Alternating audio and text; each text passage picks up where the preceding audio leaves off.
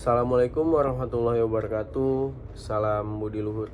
Perkenalkan, nama saya Ragarianto dengan NIM 19315011561, mahasiswa Fakultas Ekonomi dan Bisnis, Program Studi Manajemen Universitas Budi Luhur Jakarta. Pada kesempatan ini, saya akan menjelaskan tentang fenomena penggunaan bahasa Indonesia, pergaulan di Indonesia untuk memenuhi tugas besar 2 bahasa Indonesia dengan dosen pengampu Bapak Supriyadi, SPD, MPD. Bahasa Indonesia sebagai bahasa nasional yang berfungsi sebagai alat komunikasi, mempunyai peran sebagai menyampaikan informasi. Kebenaran berbahasa akan berpengaruh terhadap kebenaran informasi yang disampaikan. Berbagai fenomena yang berdampak buruk pada kebenaran berbahasa yang disesuaikan dengan kaidahnya. Dalam hal ini, berbahasa Indonesia dengan baik dan benar. Berbahasa Indonesia dengan baik dan benar mempunyai beberapa konsekuensi logis terkait dengan pemakaiannya, sesuai dengan situasi dan kondisi. Pada kondisi tertentu, yaitu pada situasi formal, penggunaan bahasa Indonesia yang benar menjadi prioritas utama. Penggunaan bahasa seperti ini sering menggunakan bahasa baku. Kendala yang harus dihindari dalam pemakaian bahasa baku antara lain disebabkan oleh adanya gejala bahasa seperti interferensi, integrasi, campur kode, alih kode, dan bahasa gaul yang tanpa disadari sering digunakan dalam komunikasi resmi. Hal ini mengakibatkan bahasa yang digunakan menjadi tidak baik. Berbahasa yang baik yang menempatkan pada kondisi tidak resmi atau pada pembicaraan santai, tidak mengikat kaidah bahasa di dalamnya. Ragam berbahasa seperti ini memungkinkan munculnya gejala bahasa baik interferensi, integrasi, campur kode, alih kode, maupun bahasa gaul. Sebagai remaja, seringkali menggunakan bahasa-bahasa tuturan yang seenaknya sendiri tanpa melihat tingkat kesopanan maupun ketepatan penggunaan bahasa. Remaja lebih suka membuat inovasi baru dengan membudidayakan berbahasa gaul. Karena bahasa gaul, mereka menganggap bahasa yang mereka pakai sudah memenuhi kriteria bahwa mereka sudah tidak ingin lagi dikatakan sebagai anak-anak. Pengertian bahasa. Bahasa adalah alat komunikasi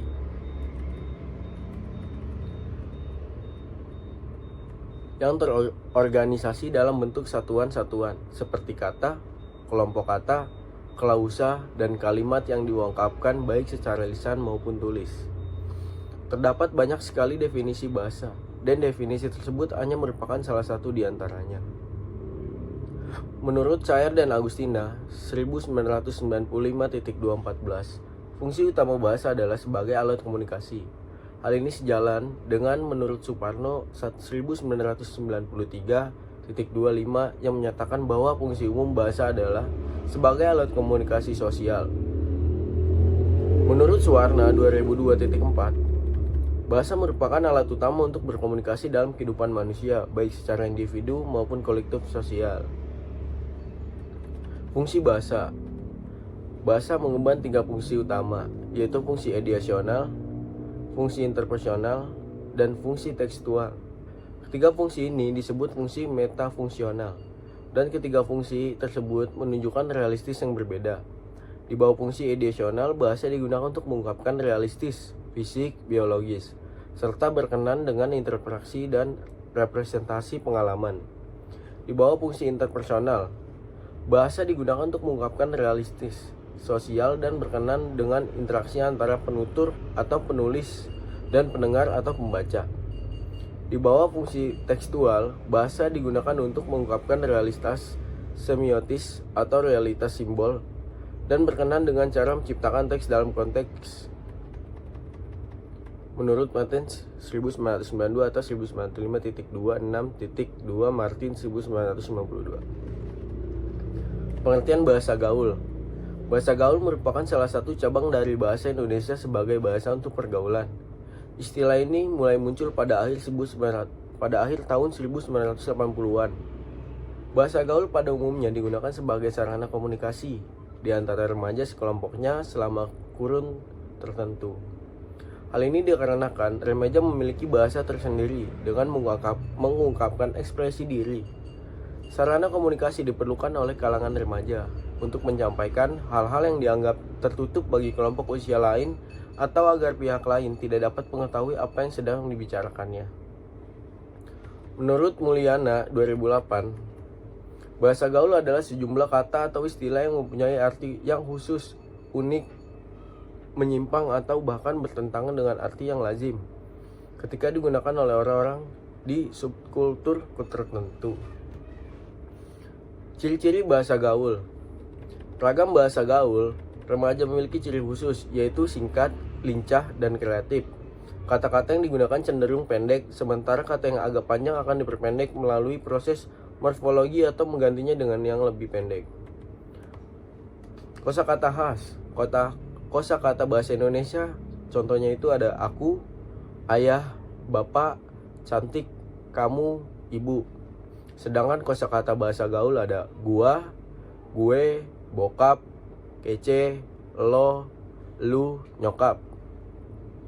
Pergantian huruf A dengan E, contohnya ada benar jadi benar, sebal jadi sebel, senang jadi seneng.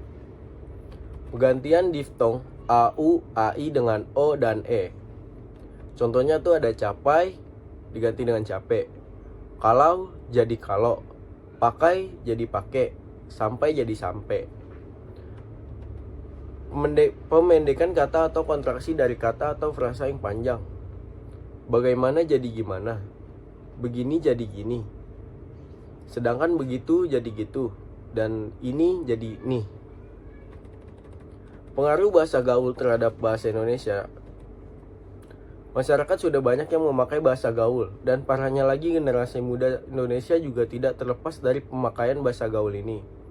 Bahkan generasi muda inilah yang banyak memakai bahasa gaul daripada pemakaian bahasa Indonesia.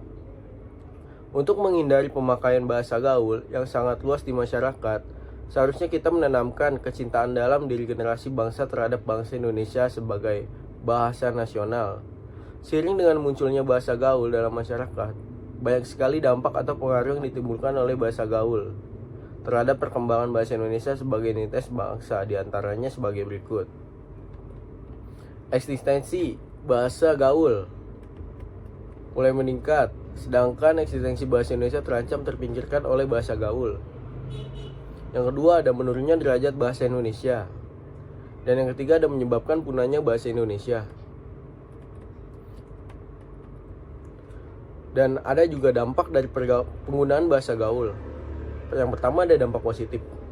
Dampak positif dengan digunakannya bahasa gaul adalah remaja menjadi lebih kreatif, terlepas dari mengganggu atau tidaknya bahasa gaul ini.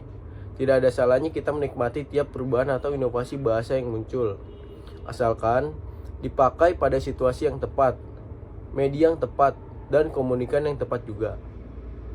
Ada juga dampak negatif. Penggunaan bahasa gaul dapat mempersulit penggunaan bahasa Indonesia dengan baik dan benar. Padahal di sekolah atau di tempat kerja, kita diharuskan untuk selalu menggunakan bahasa yang baik dan benar.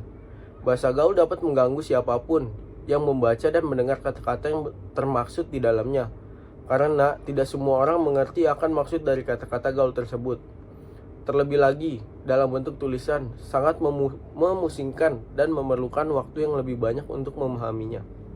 Bahasa gaul dapat mempersulit penggunaannya dalam berkomunikasi dengan orang lain, dalam acara yang formal, misalnya ketika sedang presentasi di depan kelas. Dan dari materi tersebut saya bisa menyimpulkan dari penulisan karya ilmiah di atas mengenai pudarnya penggunaan bahasa Indonesia oleh bahasa gaul di kalangan remaja, dapat diambil kesimpulan bahwa banyaknya masyarakat Indonesia yang menggunakan bahasa gaul, singkatan-singkatan dalam komunikasinya sehari-hari, adalah penyimpangan dari penggunaan bahasa Indonesia dengan baik dan benar. Hal ini dapat menghambat pertumbuhan dan perkembangan bahasa Indonesia. Kurangnya kesadaran untuk mencintai dan menggunakan bahasa Indonesia di negeri sendiri akan berdampak lunturnya atau hilangnya bahasa Indonesia dalam pemakaiannya dalam masyarakat, terutama di kalangan remaja. Apalagi dengan maraknya dunia kalangan artis menggunakan bahasa gaul di media massa dan elektronik, membuat remaja semakin sering menirukannya di kehidupan sehari-hari. Hal ini sudah wajar karena remaja suka meniru hal-hal yang baru. Segitu saja penjelasan dari saya, kurang lebihnya mohon maaf. Wassalamualaikum warahmatullahi wabarakatuh dan salam budi luhur.